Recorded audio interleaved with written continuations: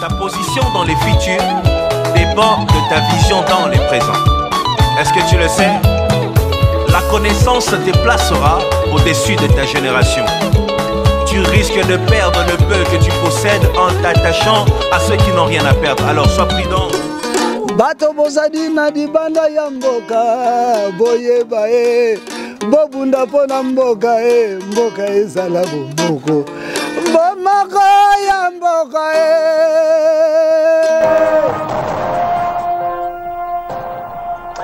Bonsoir à tous, à la une de l'actualité. Ce soir, Kinshasa s'est réveillé dans le calme ce matin après des tensions de la veille suite à la répression par les forces de l'ordre de la marche des laïcs. L'heure est au bilan. L'ONU parle de 2 morts. La police congolaise fait état, elle, de 0 décès, à suivre des réactions de l'opposition de la majorité au lendemain de cette marche. Vous suivrez aussi en rapport, toujours avec cette marche, la descente sur terrain du Premier ministre Bruno Tshibala qui a rencontré les Congolais dans les points chauds de la capitale le dimanche. Le jour de cette marche, le chef du gouvernement a tenu à rappeler que la RDC va bien organiser les élections transparentes et apaisées. Et puis, le parti d'Antoine Gizenga qui se rapproche du MPLA, le parti angolais de l'ancien président Eduardo Santos. La délégation du PALU a été conduite par le secrétaire permanent et porte-parole du PALU, Luigi Gizenga. Un rapprochement dans le but d'échange de vues à l'approche des élections en République démocratique du Congo. Voilà tout pour les titres. Bon début de semaine à tous et merci de nous rejoindre sur la télé démocratique. Je le disais, et d'abord cette information qui vient tout juste de nous parvenir. Emmanuel Ramazani Chadari vient d'être nommé au poste de secrétaire permanent du PPRD, le parti présidentiel, sur décision de son initiateur Joseph Kabila Kabange. Avec cette nomination, Emmanuel Ramazani Chadari devient la deuxième personnalité du PPRD. L'annonce en a été faite par Évariste Bochab, membre du bureau politique de ce parti. J'en parlais dans les titres il y a juste 1 minute. La marche pacifique de l'église catholique de ce dimanche s'est soldée par 2 morts et plusieurs blessés selon l'ONU et la chaîne internationale France 24. La police congolaise a démenti cette information en disant qu'elle n'a compté aucun mort. Entre-temps, dans l'opposition, Rassemblement limité, le professeur Kalele Kabila estime que cette marche est une réussite totale. Un avis rejeté par Basile Olongo Pongo, vice-ministre de l'Intérieur et Sécurité, qui condamne l'organisation de toutes ces marches qui font, dit-il, couler le sang des Congolais. Il met en garde les récidivistes Lorraine Bobangui et Feza Mandiango. La marche organisée dimanche dernier par le comité laïque des coordinations, une structure de l'Église catholique pour l'application intégrale de l'accord de la Saint-Sylvestre, est soutenue par certains acteurs politiques. Kalele Kabila, membre du rassemblement Eldur, pense que l'appel du comité laïque des coordinations a été bel et bien respecté dans plusieurs provinces du pays. La 3e marche, il y a eu des coins de la République qui n'avaient jamais bougé et qui ont bougé, même en dehors des chefs-lieux. On réclame le retour à la légalité. Ça, ce n'est pas un problème seulement de l'opposition, c'est un problème de tout le monde. Il y a eu 2 morts lors de la 3e marche, c'est-à-dire que la police prend conscience. Par contre, Basile Olongo Pongo, vice-ministre de l'Intérieur et Sécurité, salue la maturité du peuple congolais qui ne s'est pas laissé manipuler par l'appel d'une structure quelconque. Son ministère compte s'y mettre pour traquer tout le récidiviste. Hier, la population congolaise qui est devenue mature a refusé de suivre les hors-la-loi. Et on est content que les Congolais aient atteint pareil niveau de maturité. Les fauteurs de troubles, ils vont répondre devant la justice.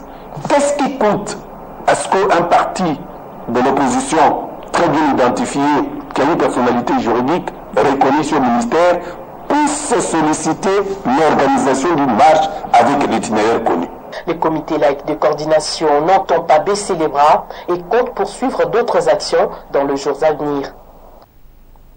Après donc les échauffourées entre marcheurs et policiers dimanche, le Premier ministre s'est rendu dans différents points chauds de la capitale pour appeler au calme et confirmer l'organisation des élections pacifiques et transparentes. Une façon pour Bruno Tshibala d'échanger avec la population sur les nombreux problèmes sociaux. Avec fermeté, la population a exigé des élections en lieu et place du chaos. C'est une troisième tentative d'appel à la marche qui se solde par un troisième échec cuisant. De quoi donner de l'insomnie à ceux qui ont peur d'affronter le peuple aux urnes, mais qui préfèrent se cacher derrière le comité laïque de coordination pour troubler le processus électoral.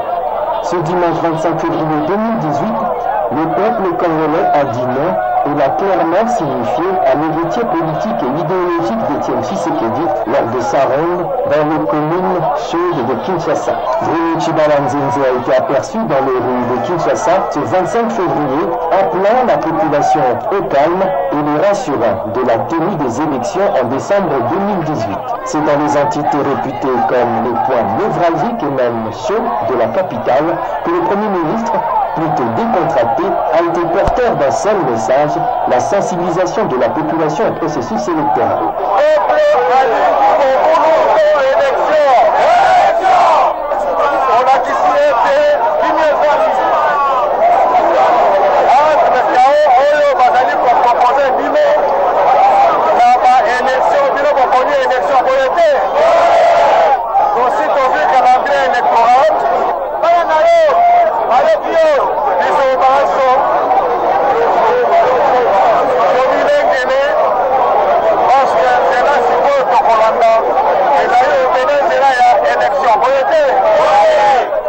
En cette journée dominicale, Bruno Tshibala aura donc été cette colonne blanche, symbole et porteuse d'un message de paix à ses concitoyens. Dans la province du Sud Kivu, l'appel de l'Église catholique n'a visiblement pas été entendu.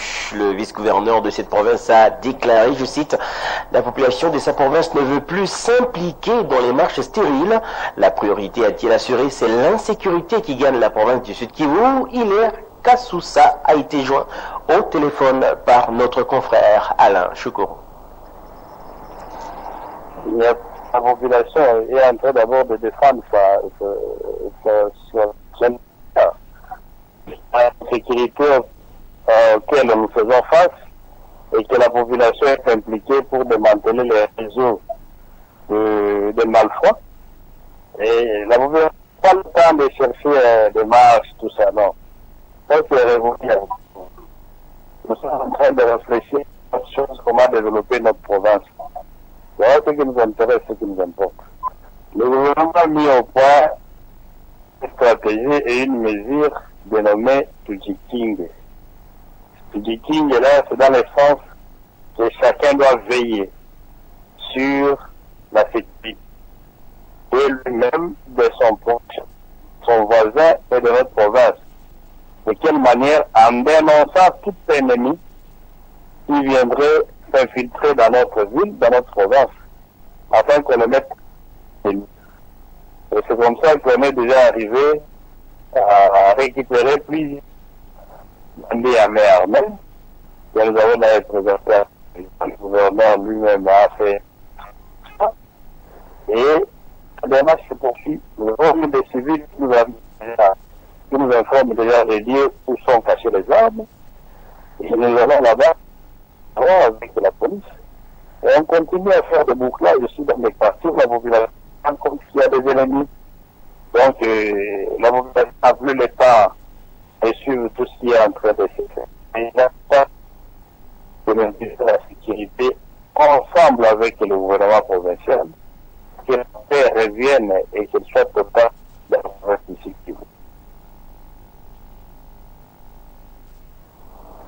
Et cette nouvelle un peu plus joyeuse, le parti Lumumbiste unifié Palou, très déterminé à faire triompher la gauche nationaliste congolaise lors de prochaines élections du 23 décembre 2018, avec comme finalité d'exécuter son projet de société basé sur la vision socialiste pour l'amélioration du bien-être du peuple congolais. C'est dans ce cadre que la délégation du Palou, conduite par le secrétaire permanent et porte-parole du parti Luigi Gizenga, a séjourné la semaine dernière à Luanda en Angola pour bénéficier de l'expérience du mouvement populaire de libération de l'Angola, MPLA, histoire pour le Palou de pratiquer le moment venu cette expérience du MPLA pour la victoire finale du regroupement des forces politiques et sociales se réclamant du socialisme. Les détails avec Bijou Ndjonji Bateko.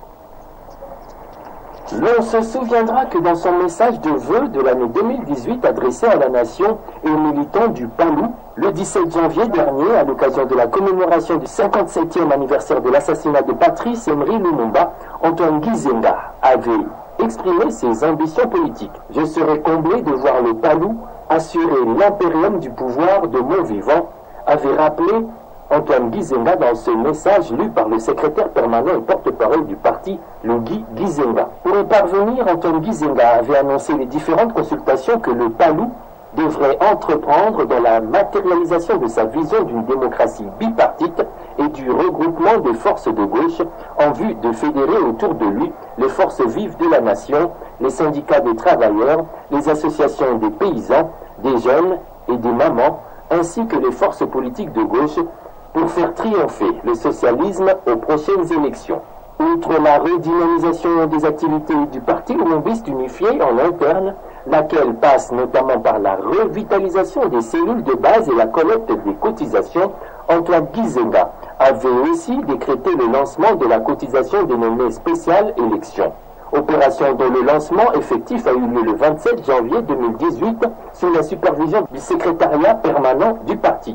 Voilà qui a justifié l'instruction du secrétaire général et chef du parti, Antoine Gizenga, de dépêcher une délégation du Palou à Luanda en Angola, avec comme objectif d'échanger avec les autorités du MPLA pour s'enquérir de son expérience qui lui a permis de se maintenir au pouvoir depuis 1975 jusqu'à ce jour, afin de l'appliquer dans le contexte congolais en perspective des élections à venir. Question de faire gagner le bloc de la gauche nationaliste socialiste. Au-delà du renforcement des liens et de coopération historique entre les deux formations politiques cinquantenaires, socialistes et donc partenaires, le Palou veut, une fois l'impérium en main, décalquer l'expérience du MPLA dans la gouvernance congolaise. Cela afin de faire de la République démocratique du Congo non pas une forêt vierge où règne la jungle, où les gros arbres s'accaparent de toutes les eaux de pluie, mais plutôt un jardin botanique où toutes les plantes ont la même chance d'être arrosées, n'a cessé de répéter Antoine Gizenga. Car malgré les 37 ans de guerre civile qui l'ont opposé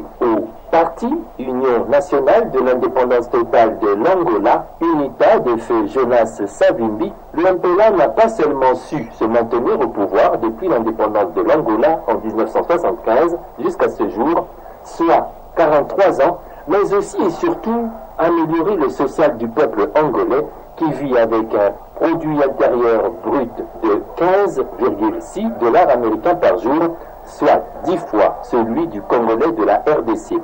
Quoi de plus normal que le Palou puisse s'enquérir d'une telle expérience réussie du MPLA. Conduite par le secrétaire permanent et porte-parole du parti, Luigi Gizenga, la délégation du Palou qui avait gagné Kinshasa dimanche dernier par voie du Beach Ngobila était composée d'Adolphe Mouzito et Georgette Madiko, respectivement secrétaire permanent adjoint chargé des questions électorales et des affaires provinciales. Parlons économie à présent. La RDC vient de lancer sur le marché plus de 260 experts comptables. La cérémonie solennelle de prestation de serment s'est déroulée ce lundi à la Cour des comptes. Ils ont juré de remplir fidèlement, aussi loyalement, les missions qui leur sont confiées. Jules Alinguete, conseiller technique et spécial dans le cabinet de Bruno Tshibala, se dit fier d'accéder à cette grande responsabilité pour servir son pays. Edmond Izouba pour le reportage. Ils sont plus de 260 au cadre de la République ayant la charge de gérer le compte de la nation, d'avoir juré obéissance à la Constitution. Dans une salle de cours de compte archi-comble remplie d'un côté des officiels et d'autres collègues des services, membres des familles, assistent à l'événement. La cérémonie commence par l'entrée des juges dans la salle d'audience. Un seul point figure dans l'extrait de rôle de ce lundi 26 février 2018, prestation de serment des experts comptables devant un arsenal juridique qui fait asseoir la fiscalité en RDC. Ces experts ont juré fidélité et loyauté aux missions qui leur sont confiées. Dans ces lots se trouve Jules Alinguete, conseiller technique et spécial du cabinet du Premier ministre Bruno Chibalanzenze, chargé du climat des affaires.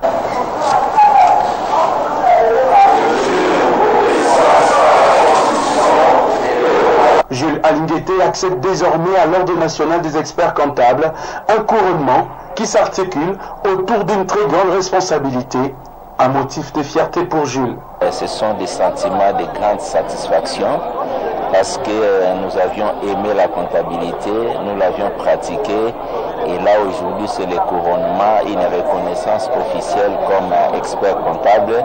Nous allons maintenant exercer en toute légalité. Voilà les sentiments qui nous animent. Merci.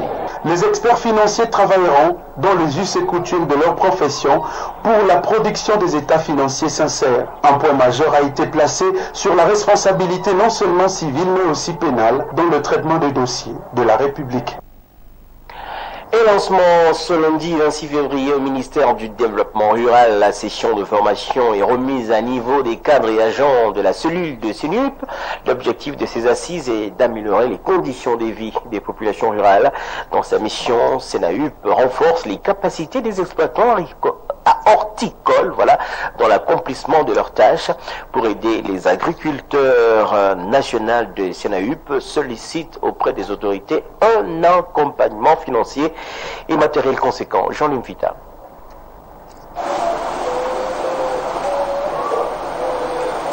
Orienter les agents de l'État dans leurs carrières respectives et inculquer les notions de bonne conduite et éthique du travail aux agents de la fonction publique, c'est l'objectif de l'atelier de formation et de sensibilisation initié par le ministère du Développement Rural dans le cadre du lancement de la session de formation de mise à niveau et cadres et agents de CNAUP.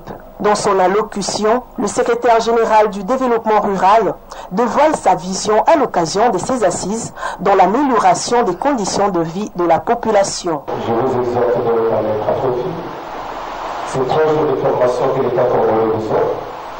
Il a partagé les connaissances que vous avez acquises avec les autres cadres et agents de l'administration du développement rural en général, et les CNAUP en particulier. Il y a des séances de restitution afin que tout soit mis au même diapason. Je déclare au maire ces travaux et sessions de formation sur le renforcement des capacités des cadres et agents de CNAUP dans l'espoir qu'à l'issue de cette session de formation, les participants vont renouveler. Satisfait de la vision de sa cellule, le directeur national du CNAUP sollicite auprès des autorités du pays des moyens conséquents afin d'accompagner les maraîchères à travers le territoire national. Nous voulons relancer les activités en 2018. Nous avons dit, avant de mieux commencer ces activités, il fallait former tous les cadres et agents du CNAUP et nos coordonnateurs provinciaux.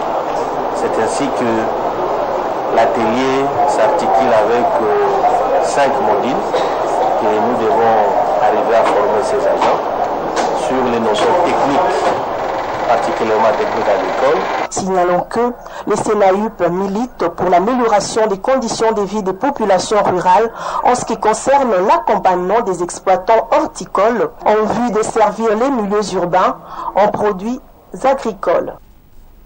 Nous allons boucler ce journal par cette information. La fondation Fatouma Djouma, au chevet de la jeunesse féminine de Kingabwa, plus de 80 jeunes filles et jeunes mères ont bénéficié d'une formation gratuite offerte par la fondation Fatouma Djouma dans le domaine de la coupe et couture et de l'esthétique. Cette formation clôturée ce samedi 24 février 2018 à Kingabwa par Espérance Fatouma Djouma, présidente de la fondation, à travers une cérémonie de remise des des brevets aux récipiendaires a pour objectif de pousser la jeunesse à l'autoprise en charge. Prince Biangandou, Pichukopola.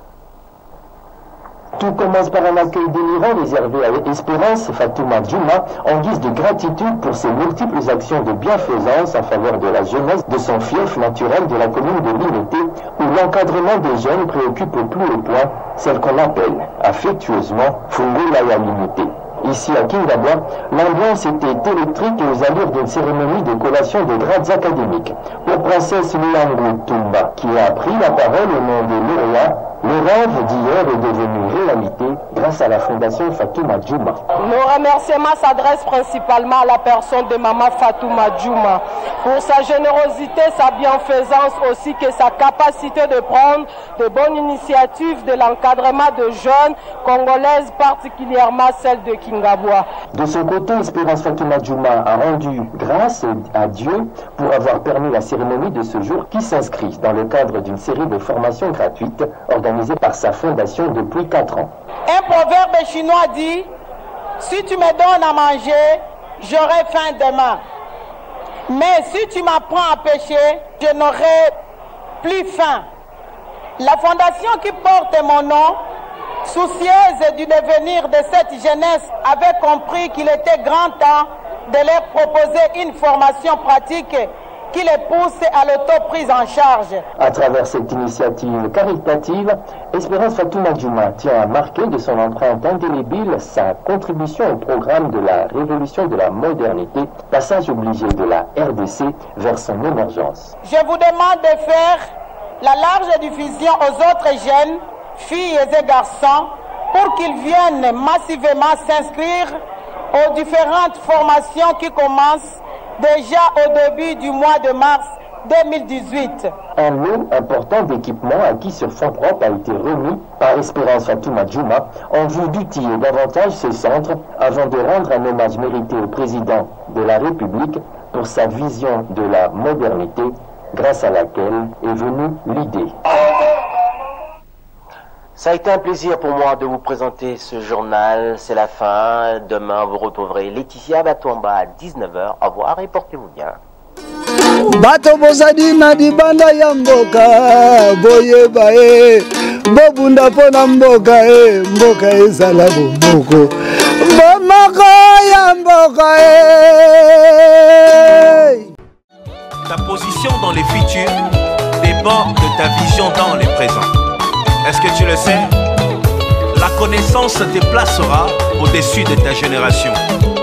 Tu risques de perdre le peu que tu possèdes en t'attachant à ceux qui n'ont rien à perdre. Alors sois prudent et choisis bien ton entourage.